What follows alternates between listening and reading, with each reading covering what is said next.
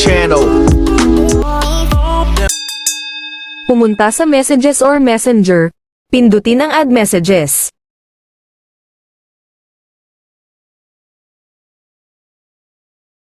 Pindutin ang Settings.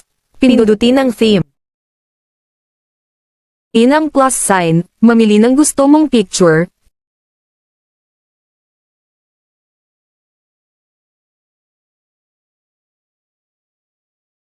I-drag para maayos ito, pindutin ang Next.